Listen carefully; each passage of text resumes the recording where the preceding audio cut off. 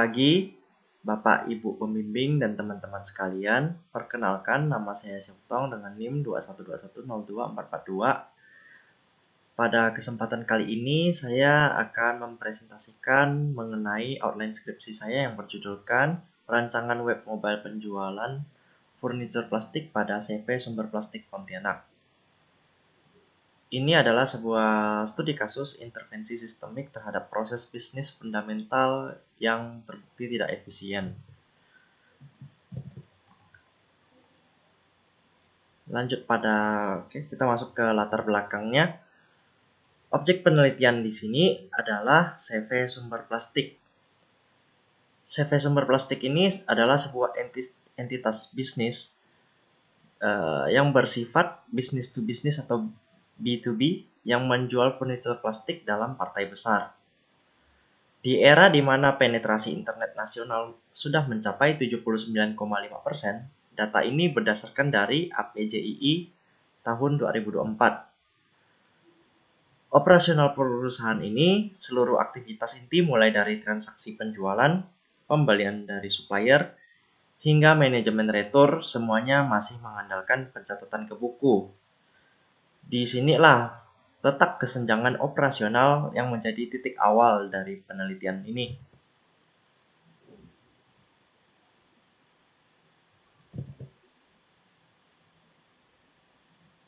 Nah, dikarenakan ketergantungan pada sistem manual, ini menimbulkan beberapa masalah. Yang pertama, integritas data yang sangat rendah, di mana ini terjadi selisih konstan antara data barang yang tercatat di buku dengan stok aktual di gudang. Selain itu, pencarian berkas juga menjadi tantangan yang signifikan. Selanjutnya adalah merupakan masalah yang paling kritis, di mana kerugian finansial akibat alur kerja yang tidak baik. Kronologinya, sistem retur di CV sumber plastik saat ini bersifat menerima saja.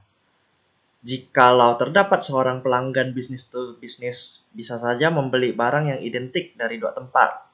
Satu dari CV sumber plastik, satu lagi dari supplier lain yang mungkin harganya lebih murah. Nah, letak masalahnya adalah barang yang diretur seringkali identik, sehingga pelanggan tersebut kemudian mengunjungi ke CV sumber plastik untuk mengembalikan barang yang mereka beli, tapi yang dibeli itu dari supplier lain. Nah, dikarenakan admin juga kepala gudang yang tidak memiliki alat verifikasi digital, sehingga mereka untuk mengecek retur harus mengacu pada faktur penjualan. Namun karena sudah disampaikan tadi, mencari berkas itu menjadi tantangan, sehingga mereka mengabaikan proses tersebut dan menerimanya. Akibatnya, CV sumber plastik mengeluarkan biaya atau uang pengembalian untuk barang yang tidak pernah mereka jual. Disinilah letak kegagalan proses yang nyata dan terukur yang menyebabkan kerugian finansial bagi CV sumber plastik.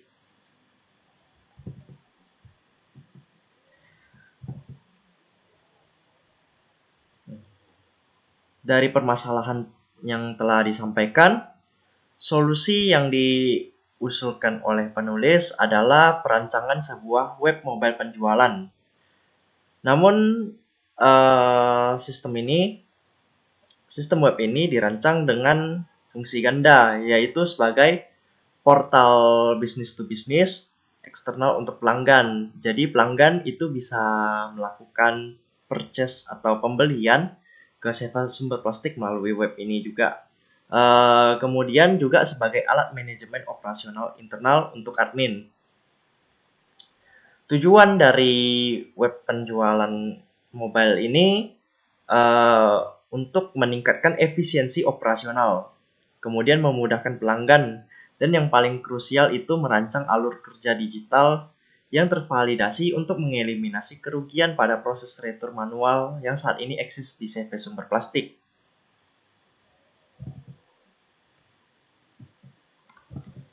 Sehingga ini membawa kita ke rumusan masalahnya, yaitu bagaimana cara merancang web mobile penjualan pada CV Sumber Plastik Pontianak.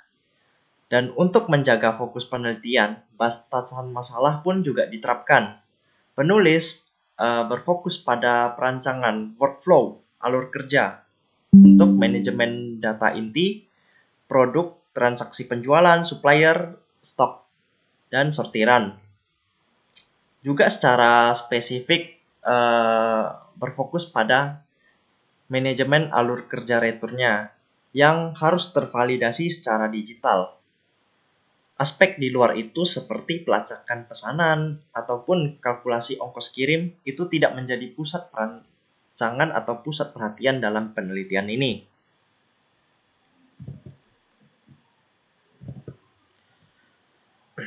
Setelah masalah sudah dibatasi, di sini penulis juga menetapkan ruang lingkup penelitian. Ini merupakan batasan-batasan teknis dan fungsional dari sistem atau web yang akan dibangun.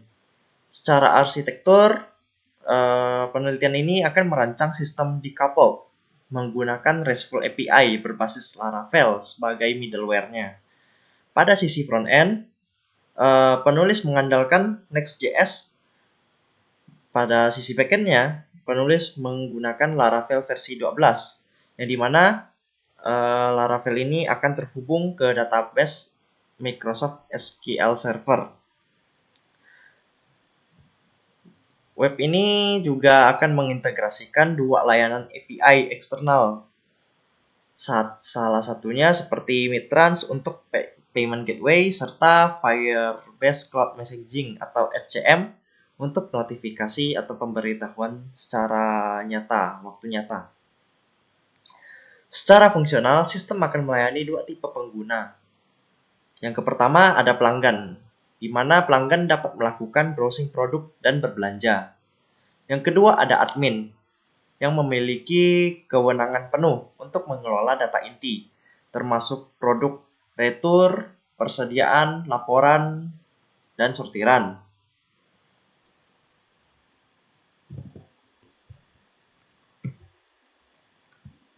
Oke, sini kita lanjut ke landasan teorinya. Landasan teoritis dari penelitian ini dibangun atas beberapa konsep fundamental. Yang pertama ada sistem penjualan elektronik. Ini merupakan konsep inti tentang proses pembelian, penjualan, dan pertukaran produk melalui jaringan komputer. Kedua, ada perancangan mobile web. Konsep ini mengacu pada pembangunan aplikasi web secara spesifik dioptimalkan untuk perangkat mobile dengan mengadopsi prinsip mobile first dan responsive design untuk pengalaman pengguna yang optimal. Karena ini ekspektasi dari pengguna modern sekarang. Yang ketiga, kita masuk pada PWA atau Progressive Web App.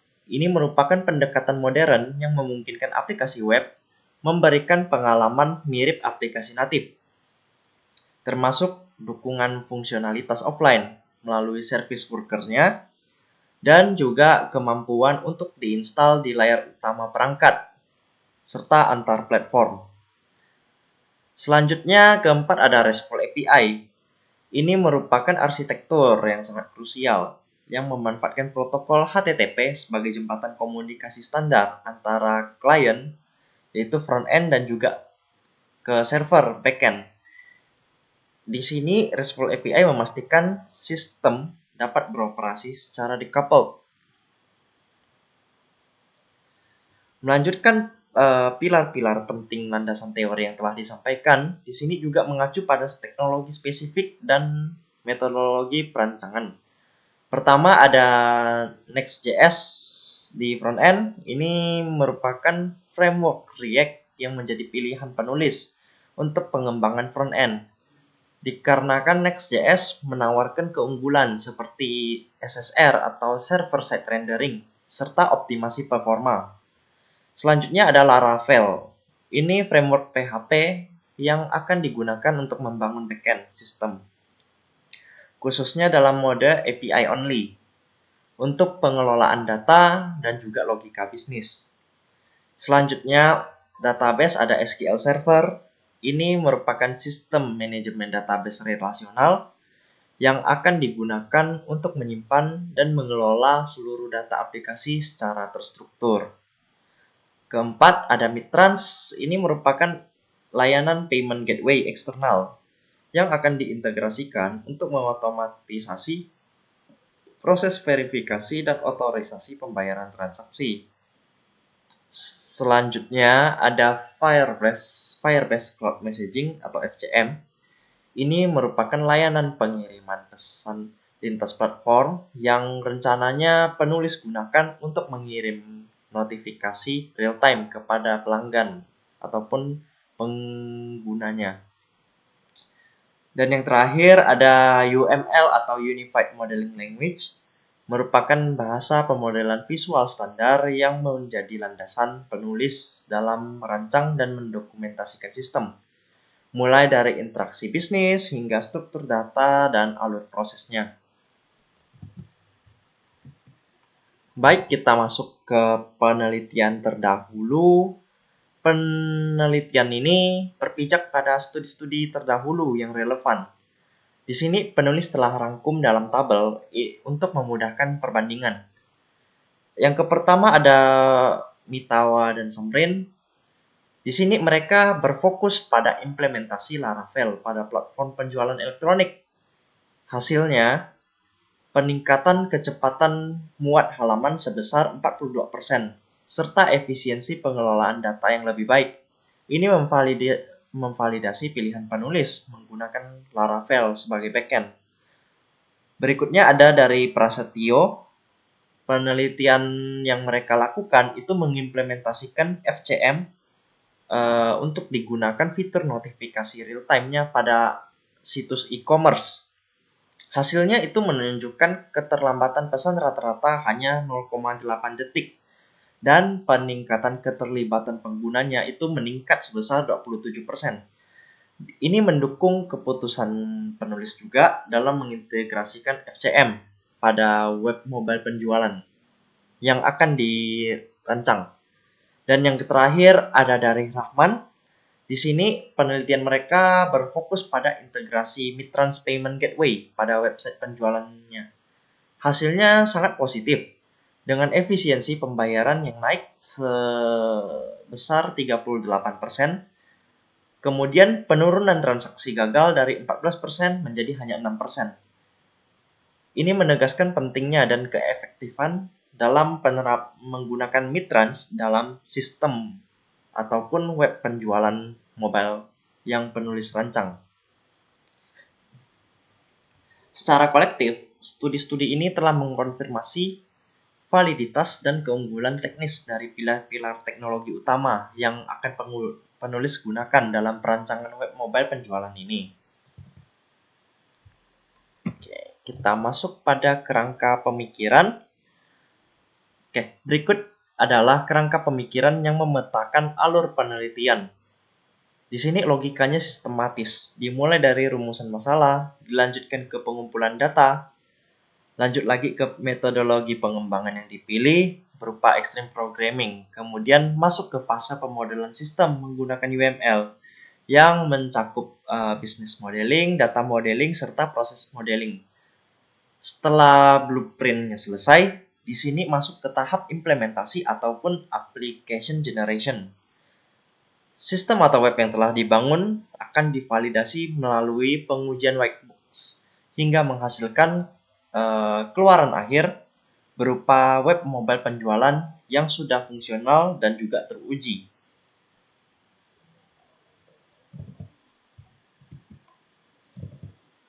Sebagai rangkuman, metodologi pengembangan yang penulis gunakan merupakan extreme programming. Arsitektur yang dipilih adalah decoupled atau headless, seperti yang telah ditetapkan dalam ruang lingkup yang telah disampaikan sebelumnya. Ini merupakan keputusan perancangan yang fundamental, di mana front-end menggunakan Next.js, Tailwind, dan Shadcn UI. Ini terpisah total dari backend yang berfungsi murni sebagai RESTful API menggunakan Laravel. Arsitektur ini dipilih dengan alasan skalabilitas dan performanya. Didukung dengan database dari Microsoft SQL Server yang juga terintegrasi penuh dengan API eksternal yaitu Mitrans dan FCM.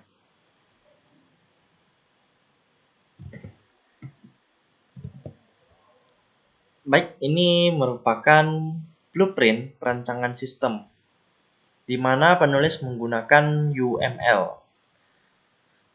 Pada business modeling dicapai melalui use case diagram.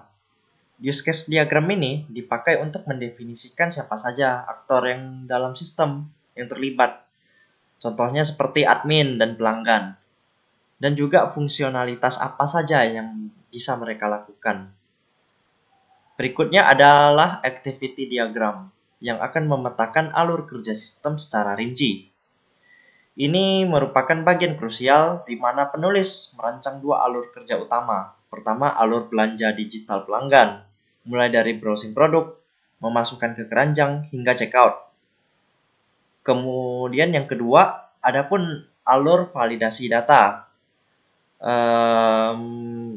Ini dipakai untuk admin dalam mengelola produk, stok, mengelola laporan, serta yang penting retur untuk menggantikan proses-proses manual yang diterapkan sebelumnya yang kurang baik dan tidak efisien.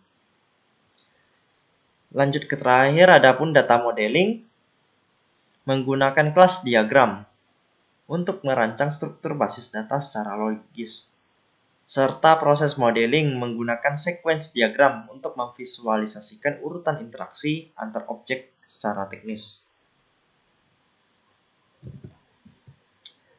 Baik, masuk ke metode pengujiannya. Di sini tahap validasi sistem rencananya diimplementasikan menggunakan metodologi white box testing. Ini bukan sekedar pengujian fungsional klik di permukaan. Pengujian ini berfokus pada struktur internal kode program. Tujuan dari pengujian ini untuk memverifikasi logika, alur kontrol, serta setiap jalur eksekusi yang terdapat di dalam perangkat lunak atau softwarenya. Di sini penulis ingin memastikan bahwa seluruh jalur logika telah tereksekusi sesuai dengan rancangan dan juga mendeteksi anomali ataupun bug error pada kondisi logika internal. Baik, sebagai kesimpulan, di sini penulis mengambil alur kerja business to business yang masih manual, yang terbukti tidak efisien dan rentan fraud dari CV sumber plastik. Kemudian penulis ingin mentransformasikannya menjadi alur kerja digital yang tervalidasi, terkunci, dan efisien menggunakan arsitektur PWA decoupled yang modern. Baik, demikian presentasi saya pada kesempatan kali ini. Saya ucapkan terima kasih.